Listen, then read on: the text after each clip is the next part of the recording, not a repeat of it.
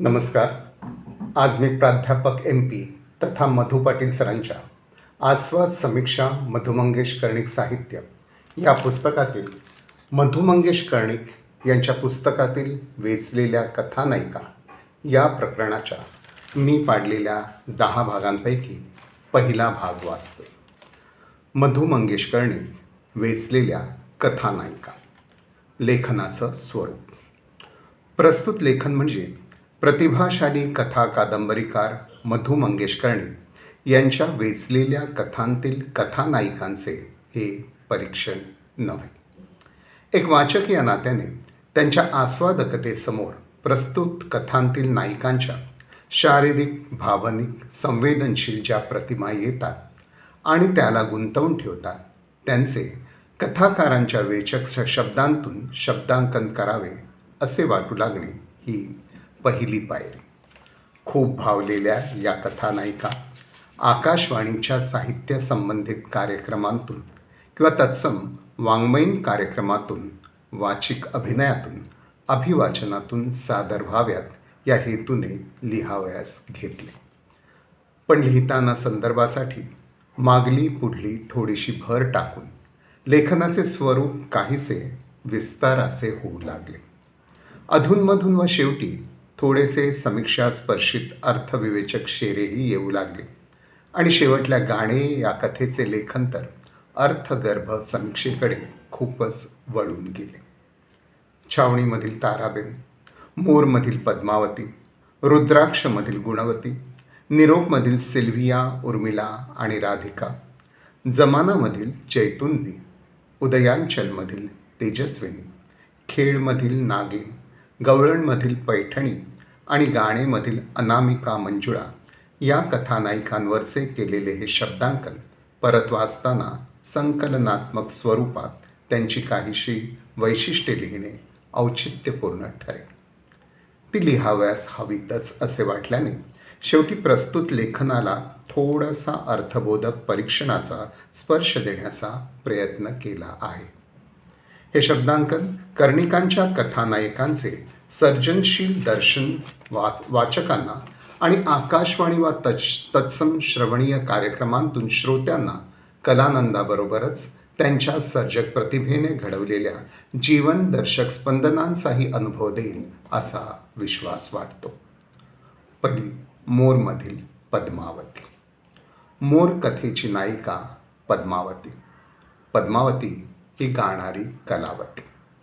पिकलेल्या विड्याच्या पानासारखा वर्ण, कपाळावर वळणदार केसांची लाघवी महिरप, धरधरीत नाक, हनुवटीवरील लाडीत चामखीळ नाजूक थेंबासारखे डोळे, लांबट, रेखीव, काळेभोर.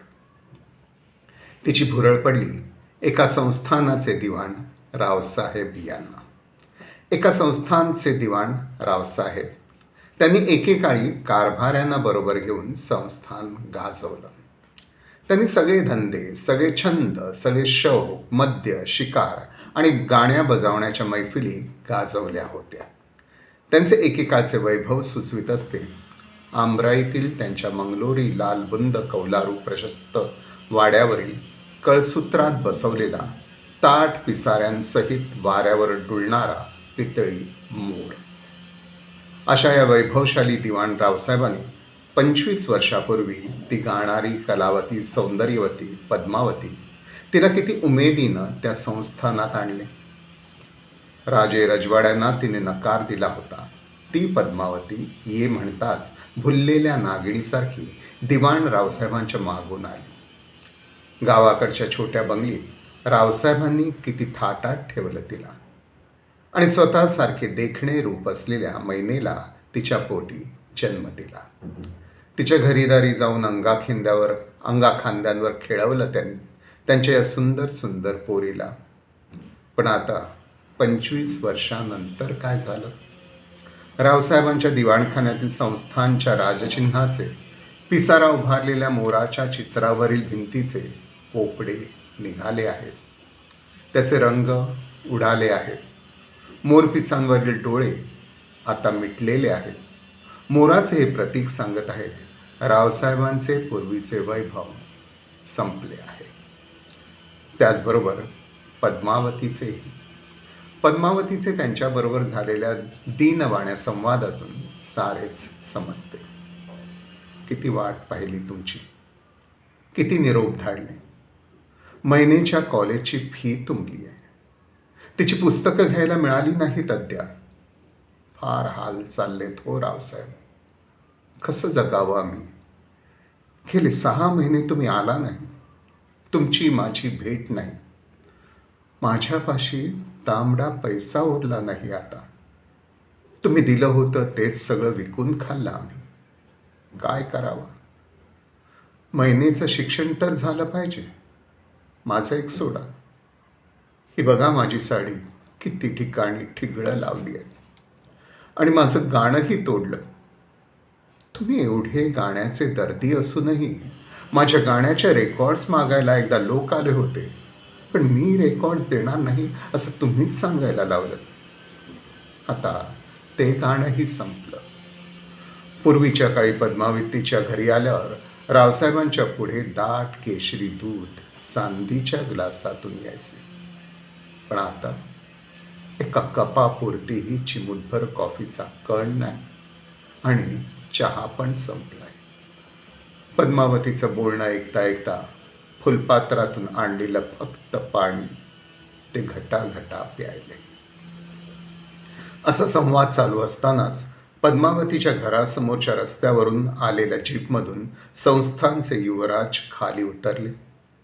आता पॉलिटिक्स सुरू केलेलं, इलेक्शनला उभे राहिलेले, मिनिस्टरशिप नक्की मिळणार असे सांगणारे युवराज पद्मावतीच्या महिनेला म्हणाले, चल आटप लवकर, उशीर होतोय. आता 8ला मीटिंग आहे इलेक्शनची, त्यात भाषण आहे तुझं. आणि महिनेची तयारी होताच, मैना माझी प्रचारिका आहे, काय ओरेटरी आहे पोरीची, असं रावसाहेबांना सांगत महिनेचा हात पकडून तिला तिच्या हाताला झोके देत बाहेर पडतात. जाता जाता पद्मावतीला म्हणाले, बाई, तुमच्या गाण्याचे प्रोग्राम ठरवलेत मी. इलेक्शन कॅम्पमध्ये सभेपूर्वी एंटरटेनमेंट प्रोग्राममध्ये गायचं तुम्ही. पार्टीनं 5,000 रुपये सँक्शन केले एंटरटेनमेंटसाठी. उद्यापासून यायचं. यानंतर रावसाहेब आणि पद्मावती यांच्यामध्ये झालेला संवाद.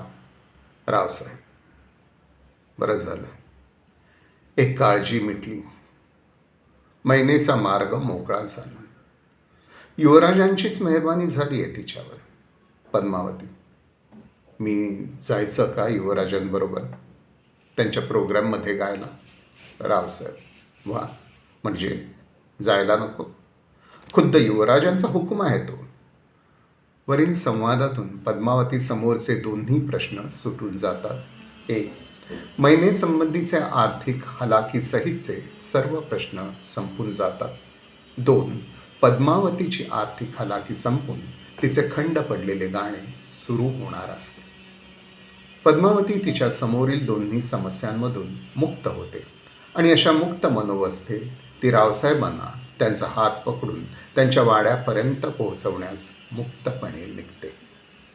रावसाहेबांचा तिच्या खांद्यावर हात आणि पद्मावतीने त्यांचा हातात घेतलेला. उभ्या आयुष्यात ते पद्मावतीच्या घरी राजरोसपणे गेले नव्हते. तिला आपल्या वाड्याची दिशा दाखवली नव्हती. ती नि रावसाहेब एकत्र बसले उठलेले तिसरे कुणालाही दिसले नाहीत. आणि आज उतरत्या वयात पद्मावतीच्या खांद्यावर हात टाकून भर रस्त्यावरून ते जात आहेत. आणि पद्मावती त्यांचा हात न सोडता हातात घट्ट धरून त्यांच्याबरोबर भर रस्त्यावरून चालते आहे, अगदी त्यांच्या वाड्यापर्यंत जाते आहे. दोन्ही समस्यातून मुक्त झालेल्या पद्मावतीच्या मुक्त मनोवस्थेचं मुक्त चित्र आहे. ज्या वाड्यावर अजून ताट पिसाऱ्यांसहित मोर डुलतो आहे, अशा वाड्यापर्यंत मुक्त मनोवस्थेत गेलेली पद्मावती. पण ज्या वाड्याच्या आतल्या दिवाणखान्यात कधी काळी काढलेल्या मोराच्या चित्रावरील भिंतीचे पोपडे निघाले आहेत, ठाई ठाई त्यांचे रंग उडाले आहेत, मोरपिसांवरील डोळे मिटले आहेत आणि जिथे रावसाहेब अखेरचे कोसळणार आहे. अशा वाड्याच्या आत रावसाहेबांच्या विरोधामुळे न गेलेली पद्मावती, रावसाहेबांचे ते अखेरचे घडण्यापूर्वीच त्यांचा निरोप घेऊन वाड्याबाहेरूनच अंधुक चांदण्यातून निघून गेलेली पद्मावती, भूतकाळात चांदणं आणि काळोख या जगलेली पद्मावती, आणि आता यापुढं चांदणता आणि अंधुकता अशा मिश्रणात वर्तमान भविष्य जगणार असलेली पद्मावती. लेखकाने युवराज मैना संबंध, रावसाहेबांची अखेर आणि अंधुक चांदण्यातून निघून गेलेली पद्मावती अशा घटनांच्या कलात्मक साक्षात्काराने जिचे चांदणपण आणि अंधुकपण साक्षात सूचित केले आहे अशी पद्मावती. इथे पहिला भाग थांबवतो. धन्यवाद.